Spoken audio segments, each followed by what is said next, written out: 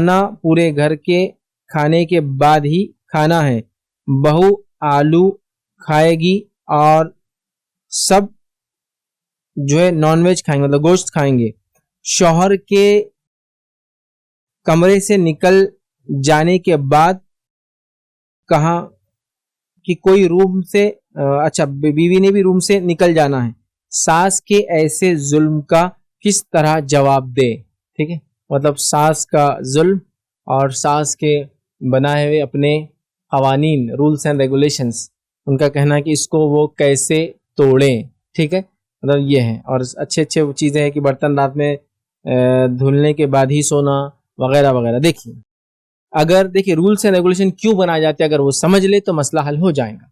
Rules and regulation घरों में इसलिए बनाए जाते हैं ताकि लोग सहूलत के साथ आसान जिंदगी जिए। और रूल्स एंड रेगुलेशन ज़मीन ज़माना हालात, लोग, शख्सियात, माहौल, माशरे से, इंसानों की समझ से और उनके टैलेंट के हिसाब से रूल बदल सकते हैं। जैसे मिसाल के तौर पर जब सास का ज़माना था वो बर्तन धो के सोती थी।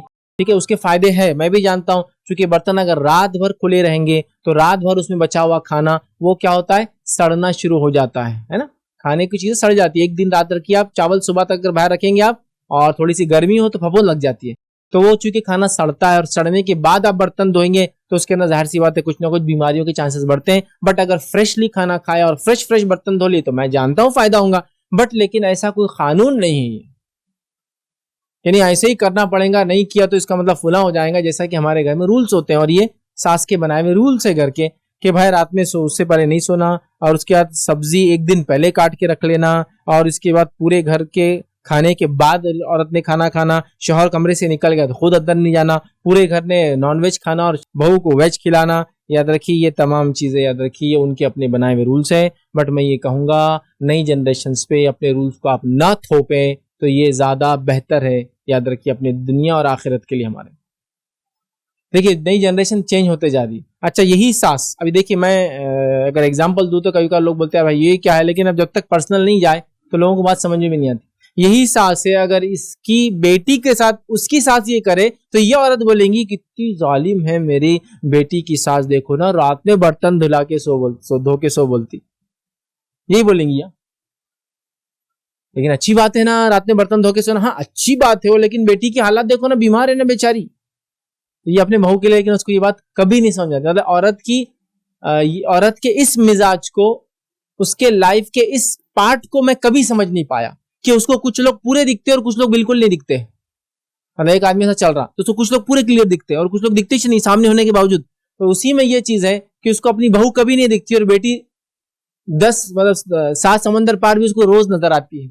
उसकी सास को तकलीफ दे रही, उस पर जुल्म कर रही, बेजा रूल्स रेगुलेशन बना दी। अब बताओ बाजी, कोई रूल है क्या कि बिछौर कमरे से निकल गया तो बीवी ने निकल जाना, बीमार हो सकती है हमारी बच्ची, फला हो सकती है, उसको संभालना हो सकता, उसको नहाना धोना हो सकता, उसको खुद की जरूरत हो सकती है। देखो उनकी सास के साथ बढ़ रही, लेकिन ये बात जब अपनी बहू पे लागू करती तो उसको अपनी बहू दिखती नहीं, बेटी दिखती। लेकिन तो एक तरफ जिंदगी के एक पार्ट में सब कुछ समझ में आता और दूसरे पार्ट में सब कुछ समझ में नहीं आता। तो ये बड़ा अजीब मामला है। बेटी पे जुल्म हो तो माँ को बुरा लगता है, लेकिन बहू पे जुल्म करके उसको खुशी होती है, और खुशी नहीं होती हो वो बड़ी होते जाती है उससे। समझे ना, ये फिल्मों में वगैरह कार्टून कैरेक्टर होते हैं ना कि उसमें एक शैतान रहता, एक विलन रहता, करण लेके अपने आप को बड़ा करते जाता हुआ, या फिर उसको शक्ति मिलती फला चीज से। तो ऐसी एक सास को शक्ति मिलती है बहू के कमजोर होने से, वो बड़ी होती जाती है। हाँ हाँ हाँ ठीक, तेरे को दबाते जाऊंगी और मैं बड़ी और होते जाऊंगी, है ना। बहू जितनी नीचे आजिज होती जा रही, सास उतनी बड़ी होती जा रही। क्या है, और पूरा फैमिली सिस्टम इससे क्या हो गया मालूम आपको, करप्ट, पैरालाइज्ड, अटक चुका है, चक्के पूरे जाम हो गए मालूम। कुछ जगह तो मैं बिल्कुल कहूंगा बच्चों से, बच्चों अपने बड़ों की बात सुना करो। जैसा आपकी सास है, आपकी वालदा है, आपके ससुर है, आपके वालिद है, बड़े लोगों के तजुर्बे होते हैं। लेकिन कुछ जगह कहूंगा बड़ों से कि बच्चों की बात सुना करो। इंटरनेट देखिए, सहूलतों में, टेक्नोलॉजी में, मैनेजमेंट में तो बच्चे आगे हैं, ये बात तो मानना पड़ेगी। अब हम लोगों ने जो जमाना देखा हमसे बड़े लोगों ने नहीं देखा, तो यहां तो कम से कम बच्चों की सुनो। हर जगह मैं भी नहीं बोल रहा हूं, इन कुछ जगह तो आपको सुनना पड़ेंगी। नहीं, हमारे खानदान में सारी डिलीवरियां वहां होती है, अरे वो गौरान औरत है, अब उसका नहीं चलता दुनिया नहीं, वहीं जाके वो करेंगे, चूंकि तुम्हारा बाप भी वहां हुआ था, मतलब तेरा शौहर भी वहां हुआ था, और तुम्हारे बच्चे मतलब मेरे पोता पाती वहां होंगे उनके, ये जबरदस्ती। अब आपको समझना पड़ेगा कुछ चीजें, जमीन जमाना हालात। टेक्नोलॉजी का एडवांसमेंट। तो बहरहाल ये बड़ा मसला है। तो रूल्स बनाइए, अच्छे अच्छे रूल्स बनाइए जो ह्यूमैनिटी को, लोगों को बेनिफिट करे, उनकी सहूलत के हिसाब से हो, और जमीन जमाना हालात और वक्त के हिसाब से रूल्स को चेंज होना चाहिए। हमेशा एक जैसे रहना जरूरी नहीं। हमारे खानदान में मिक्सर नहीं आ सकता, ऐसे रूल भी मेरे को मालूम भाई। हम सिलबत्ते पे ही पीसेंगे खसरे। अब बेचारी कहाँ से आई, टेक्नोलॉजी के ज़माने से, जिस घर में थी वहाँ यहाँ तक कि दाल भी मिलाना है तो इलेक्ट्रिक वो था, दाल दी घोटने की जगह गड़ गड़ गड़ गड़ घूम रही, उससे बना रही थी। अब आप बोल रहे नहीं, अब तेरे को लेके दाल घोटनी से दाल घोटना है, सिलबत्ते पे पीसना है, तो जाहिर सी बात है वो लड़की कभी नहीं मानेंगी यार, ये क्या ले जा रहे तुम, ये रूल तो आप बदल सकते हैं यार, ये जरूरी नहीं। नहीं नहीं नहीं, ऐसा नहीं, हमारा ऐसी हुआ, हमने इस पे ही की पूरी जिंदगी, जब भी तुम्हारे शौहर इतने मजबूत हट्टे कट्टे, घर के बच्चे हमारे ऐसे हुए। पत्थर अगर हट जाएगा और मिक्सर में थोड़ी ऐसा होता।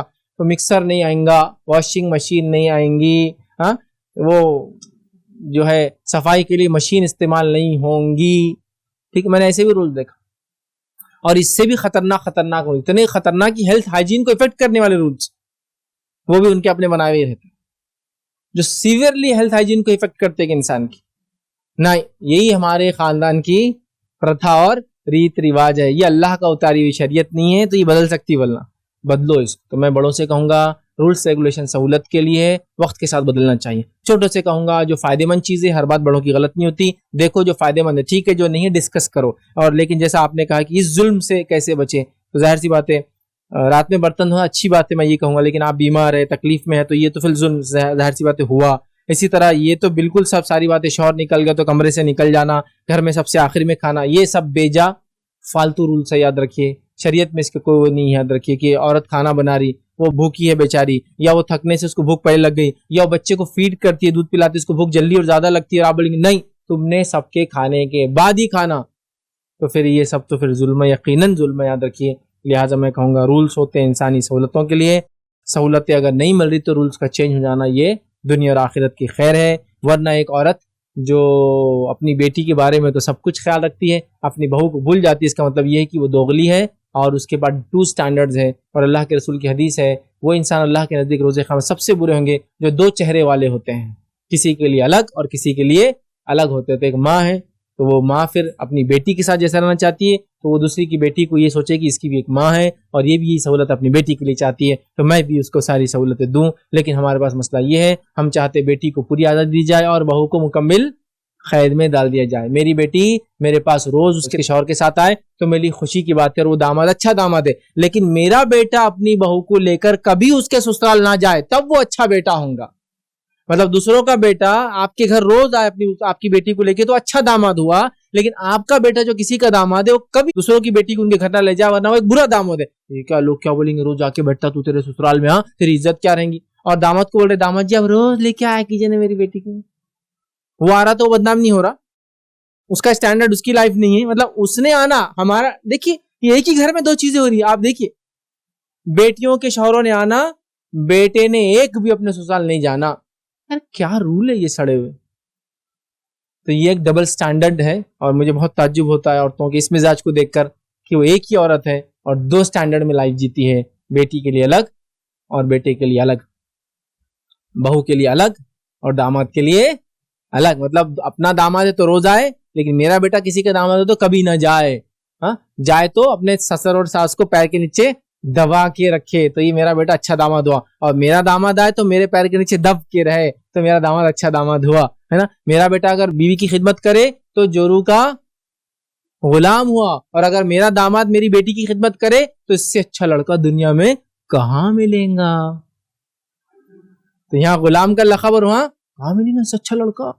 रोज सुबह उठ रहा, चाय बना के दे रहा, टॉयलेट को ले जा रहा, उठा के ला रहा, बिस्तर पे डाल रहा, गोद में लेके घूम रहा बेटी को, क्योंकि बीमार है ना।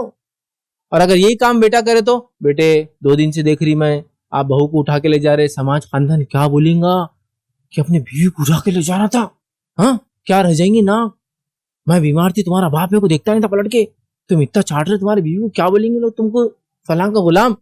और यही काम दामाद करे तो देखो सीखो कुछ उससे, कितना अच्छा बच्चा है, देखो कैसा कर रहा तुम्हारे बहन के साथ सलूक, इज्जत करो उसकी। तो ये डबल स्टैंडर्ड भाई मुझे आज तक समझ में नहीं आया। मैं कहता हूँ रूल एक ही होना चाहिए। जैसा कि एक औरत है, वो सास है, वो बहू को बहू अपने मायके नहीं जाना, तो जब उसकी बेटी घर आती तो बोलना बेटी ऐसा बार बार नहीं आना, क्योंकि तुम भी किसी घर की बहू हो और मैं नहीं चाहती हूँ मेरी बहू जाए, तुम्हारी सास भी नहीं चाहती कि तुम जाए। चलो ये हफ्ते में 2 बार आ गए, तुम निकलो, 1 बार आना बस हफ्ते में। नहीं नहीं नहीं नहीं, फोन करके बेटे 2 दिन से आए नहीं तुम, और बहू को 2 साल से घर नहीं भेजा। तो ये डबल स्टैंडर्ड याद रखिए, बहुत ही संगीन है। तो रूल्स हो तो कम से कम एक हो, रूल्स भी एक नहीं है, याद रखिए। तो ये इंसान नफ्स परस्ती की वजह से ये होता है, और इंडिया में ये चीज़ ने बहुत नुकसान दिया। चाहे किसी कौम की औरत हो, वो इस जुल्म के तहत दब रही, याद रखिए। और ये मामला चलता जा रहा है, बट चलो जो हुआ सो हुआ। मैं उम्मीद करता हूँ जब आप सास बनेंगे इंशाल्लाह तो ये तमाम चीज़ें नहीं करेंगे। बट प्रैक्टिकल तो मेरा ये है, दुनिया मैंने ये देखा, हर औरत जब यहाँ है, जब बहू है तो रो रही है, और जब यहाँ जा रही है, सास बन रही है, तो रुला रही है। फिर वही साइकिल शुरू हो जाती, फिर वही साइकिल शुरू हो जाती। तो कहीं ना कहीं फुल स्टॉप लगाने की सख्त जरूरत है। और अगर आप फुल स्टॉप नहीं लगा पाए, अपनी जिंदगी में सास को बुरा कहा, सास बनने के बाद दूसरों को, बहू को तकलीफ पहुंचाई, इसका मतलब ये आपका नेचर ही है। एक जमाने में सहो और दूसरे जमाने में जुल्म को निकालो उसको। तो बहरहाल हमको कहीं ना कहीं इसको फुल स्टॉप लगाने की बहरहाल जरूरत है।